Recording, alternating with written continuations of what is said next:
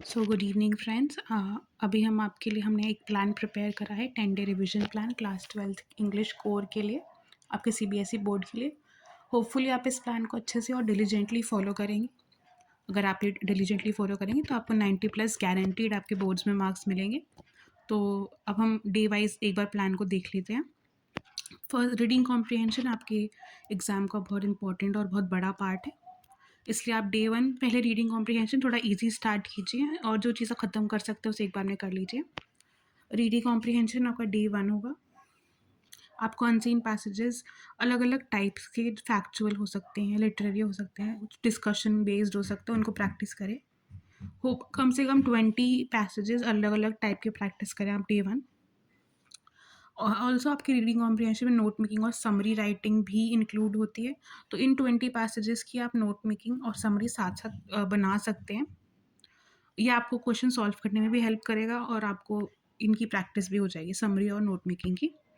सबसे इम्पॉर्टेंट आपके लिए टाइम मैनेजमेंट है, तो आप अपना टाइम अच्छे से मैनेज कीजिए। और टोन और स्टाइल कैसे कैसे आप एक जगह लिख सकते हैं, अलग अलग टाइप की टोन और अलग अलग टाइप के स्टाइल क्या होते हैं और उनकी डेफिनेशन, और फिर आप उन्हें ट्राई कीजिए अपने इन 20 पैसेज को कैटेगराइज करने के लिए, कौन सी टोन है, कौन सा स्टाइल है। और टाइम मैनेजमेंट, आपको 15 मिनट्स रीडिंग टाइम मिलता है, उन 15 मिनट्स आप ले लीजिए अपने रीडिंग टाइम के लिए।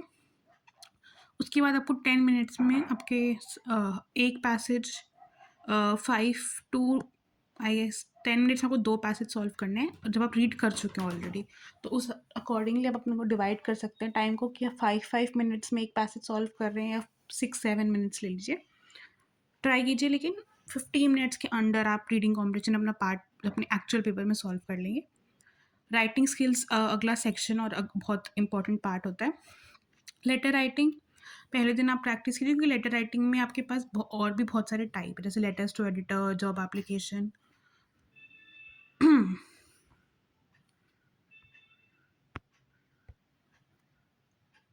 सॉरी, हम दोबारा कंटिन्यू कर लेते हैं। राइटिंग स्किल के लिए हम राइटिंग स्किल्स पे थे, राइटिंग स्किल्स पे आ जाते हैं वापस। तो letter to editor, job application, complaints, inquiries और ऑर्डर्स। अब पहले दिन आप लेटर राइटिंग करेंगे, सेकेंड डे अलग अलग टाइप के हैं सबके, आप टू टू सॉल्व कर लीजिएगा। जैसे 2 लेटर टू एडिटर ले लिया, 2 जॉब एप्लीकेशन के एग्जाम्पल कर लिए, 2 कंप्लेंट्स, 2 इंक्वायरीज और ऑर्डर्स के। ठीक है, ऑफकोर्स फॉर्मेट के नंबर होते तो फॉर्मेट कंसिस्टेंट रखिए, रट लीजिए फॉर्मेट। टोन और की पॉइंट्स ईच टाइप की भी आपको लिखने हैं। हर इसका एक स्टैंडर्ड लाइंस होती हैं कुछ हर लेटर में, उनको आप एक जगह लिख लीजिए और उन्हें रट लीजिए बेसिकली। ठीक है, वर्ड लिमिट 150 वर्ड्स होती है, इससे ज़्यादा कोशिश कीजिए कि इसके अंडर ही रहें, क्योंकि टाइम वेस्ट होता है, आप अपनी लिमिट से ऊपर लिख लेते हैं और मार्क्स उसके कोई एक्स्ट्रा नहीं होते। ठीक है, डे 3 भी हम राइटिंग से करेंगे, लेकिन अब हम राइटिंग से छोटी छोटी वाली करेंगे। नोटिस, एडवर्टाइजमेंट, इन्विटेशन, आर्टिकल और स्पीच।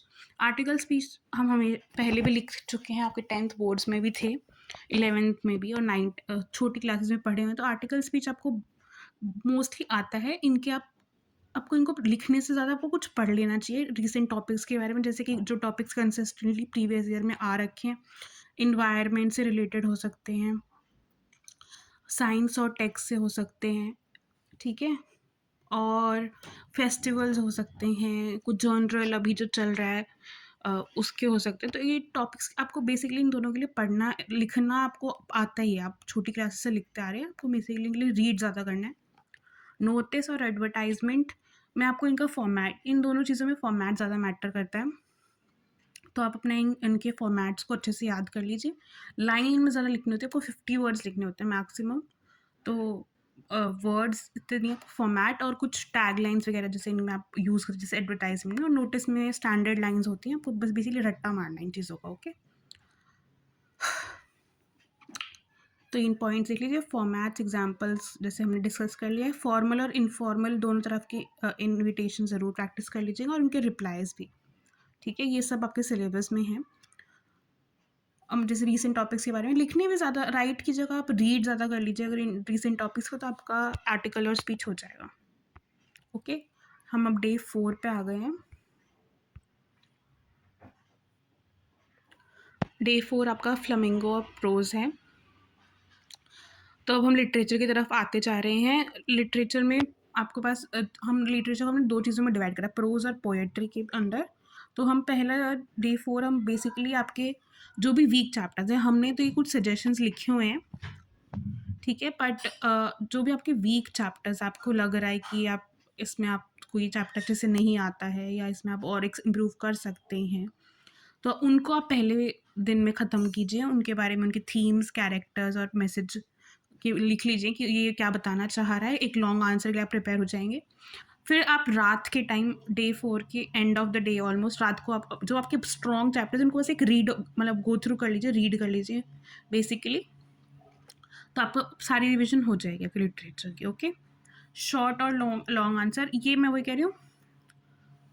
ये कुछ हमारे सजेशन है। सबसे पहले तो the last lesson, law spring, deep water और द रैट ट्रैप, ये इंपॉर्टेंट चैप्टर्स है। प्रीवियस ईयर क्वेश्चंस को देखते हुए इन पे आप फोकस कर सकते हैं। बट मैं फिर भी कहूँगी वीक को आप सुबह से शाम तक पढ़िए आपके वीक सब्जेक्ट्स को, और रात को नाइट में बैठ कर आप अपने स्ट्रॉन्ग को कीजिए, स्ट्रॉन्ग चैप्टर्स को। थीम्स, कैरेक्टर्स और मैसेज, ये चीज़ें आपको हर उसकी पता होनी चाहिए, ठीक है? लिख लीजिएगा। मूविंग ऑन डे 5 पे आ जाते हैं। डे 5 की पोएट्री है। तो पोएट्री में वंस अगेन मैं वही कहूँगी, वीक और स्ट्रॉन्ग का लॉजिक देख लीजिए। वीक पहले कीजिएगा, स्ट्रॉन्ग लेट नाइट भी आप कर सकते हैं, आपको सिर्फ एक गो थ्रू करना उन चीज़ों के बारे में, ठीक है? एनीवे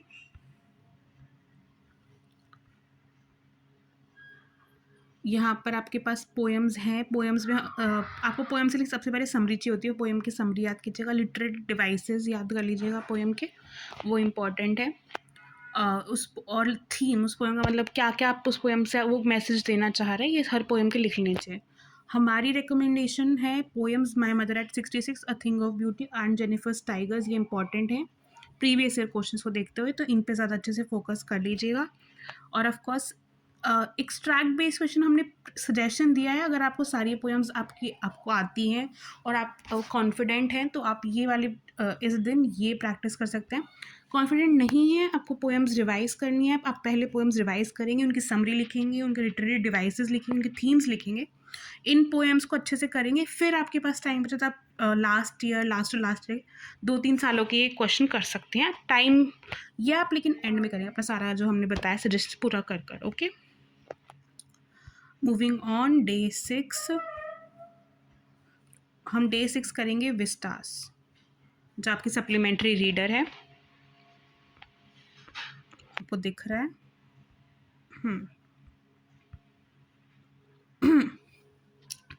तो ऑफ कोर्स आपके 4 की चैप्टर्स जो हमने हमारे जैसे हैं, जो हमने आपको समराइज़ कर रहे हैं प्रीवियस ईयर, वो है 3rd level, journey to the end of the earth. ये हमारे लिए ये दो चैप्टर हमारी रिकमेंडेशन है, बहुत इंपॉर्टेंट है, पहले कर लीजिएगा, ठीक है?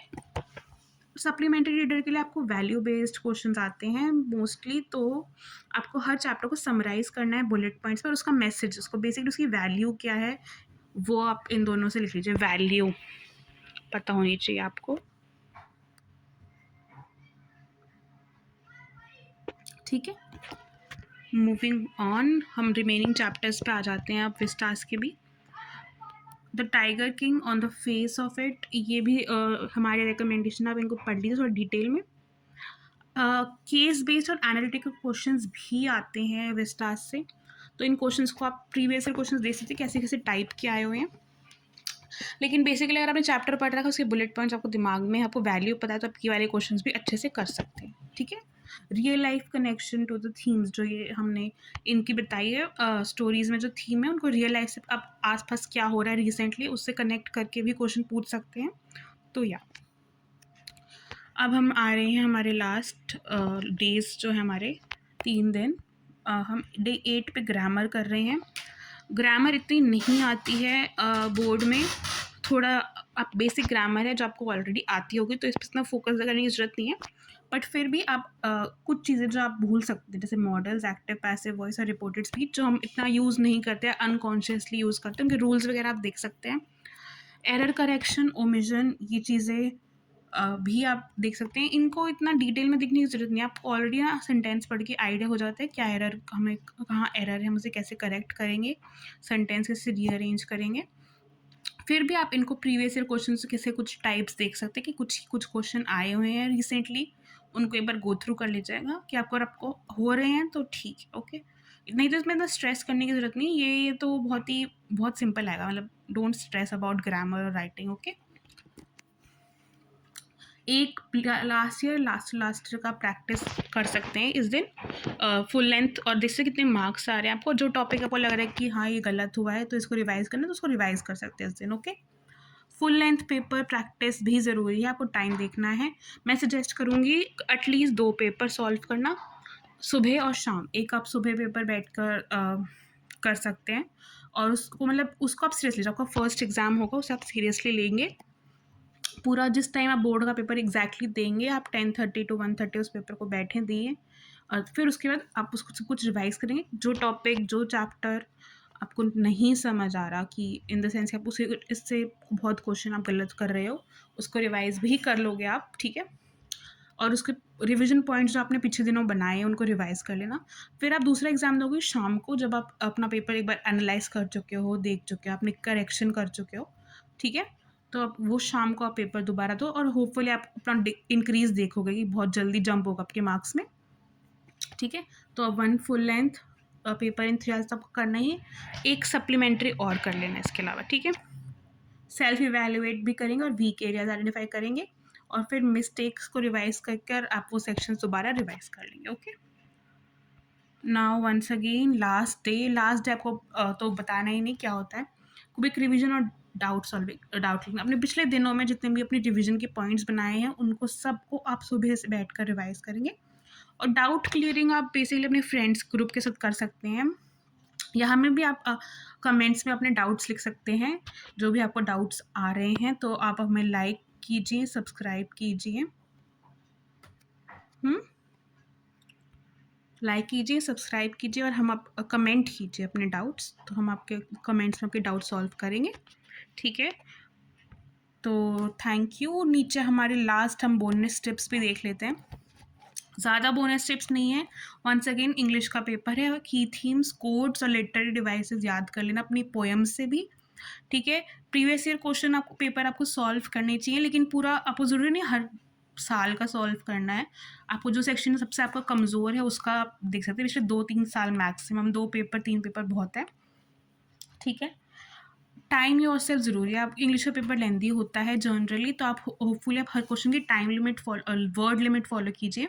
150 वर्ड्स लिखा है, 150 वर्ड्स में ही अपना आंसर दीजिए, ज़्यादा ऊपर मत जाइए वरना आपकी टाइम लिमिट क्रॉस हो जाएगी, ठीक है।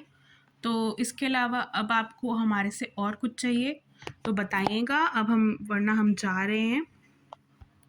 मिलते हैं आपसे नेक्स्ट वीडियो में, बाय।